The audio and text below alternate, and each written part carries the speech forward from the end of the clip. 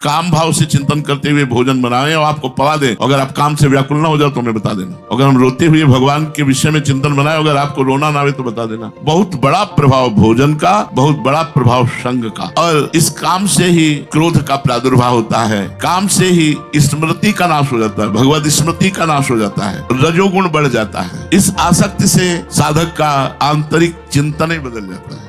भगवान भूत भविष्य वर्तमान सभी समय में रहते हैं। भगवान थे, भगवान है, भगवान रहे। तो भगवान हम में भी है, भगवान हम में भी थे, हम में है, हम में रहेंगे। कभी वो हमसे अलग हो ही नहीं सकते, हम उनसे कभी अलग हो ही नहीं सकते। भगवान की भी ताकत नहीं कि हमसे अलग हो जाए। इसमें शब्द लिखा है, भगवान की भी वो ताकत नहीं कि हमसे अलग हो जाए। हमारी कुछ दशा ऐसी ही है, हम आगे सामने वाले को देखते जाए तो कहां तक देखते जाए, एक से एक बढ़कर मिलता जाएगा और मुझे कभी शांति नहीं होगी। इसलिए जब आवे संतोष धन, सब धन धूरि समान। संतोष धारण करो और नाम जप करो। बच्चा बोल रहा था कि मैं 9वीं क्लास से शराब और व्यभिचार और इतने ऐसे कि आज मैं 12वीं क्लास में हूँ, मेरी हालत ये हो रही कि मैं अपने को नष्ट कर लूं। ये एक बच्चे की नहीं, हजारों बच्चों की ये स्थिति है। क्यों? अध्यात्म का ज्ञान नहीं है। माता पिता को खुद ज्ञान नहीं अध्यात्म का, तो उनको क्या शिक्षा दे? टीचर अगर डांट लगावे तो माता पिता उनको रोकते हैं, तो नए बच्चे मनमानी आचरण करके आज गंदे आचरणों की तरफ बढ़ते चले जा रहे हैं। आप देखिए हमारे छोटे छोटे बच्चे, जिनका जीवन ब्रह्मचर्य में होना चाहिए, जिनका जीवन विनयात्मक होना चाहिए, वो माता पिता से अवहेलनात्मक बातें करते हैं। वो समाज में वही हिंसक प्रवृत्ति धारण करते हैं, क्योंकि उन्हें ड्रग्स चाहिए। तो कोई माई बहन जा रही है, स्वर्ण की जंजीर पहने खींचा और अपना काम चलाया, वो मरे मरे, कोई मतलब नहीं रह गया। तो आजकल अध्यात्म के बिना जो हमारे नई समाज की नई पीढ़ी की हालत बिगड़ रही है, वो अध्यात्म से ही सुधरेगी, बिना अध्यात्म के। यदि भगवान के भक्तों के संग से, भगवान के प्रेमी संतों के संग से आपकी सुख बुद्धि नाम में हो जाए, भगवान में हो जाए, तब भजन में रंग आता है। अभी सुख बुद्धि भोग में है, सुख बुद्धि रुपए में है, सुख बुद्धि मान में है। अनजाने में भी वो सत्य वस्तु को मान, पर स्वीकृति इसलिए नहीं हुई कि अपने असत को अपना मैं माना, सामने असत को अपना माना, इसलिए स्वीकृति नहीं। पर अनजाने में भी सत्य का आदर है। अब ले जाओ इनको, फेंक दो, गाड़ दो, जला दो। क्यों? जिसको जानती नहीं थी उससे कहा तुम्हारा प्यार, प्यार किसी से था, ठीक है, पर वो नहीं रहे। अब वो को नहीं जान पाई वो।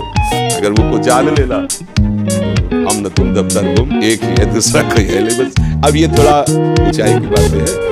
नाम जप करो, सत्संग करो। लगा के हम निशाना नहीं लगा सकते। क्यों? अभ्यास नहीं। और ऐसे भी है, ऐसे मार देंगे। क्यों? अभ्यास।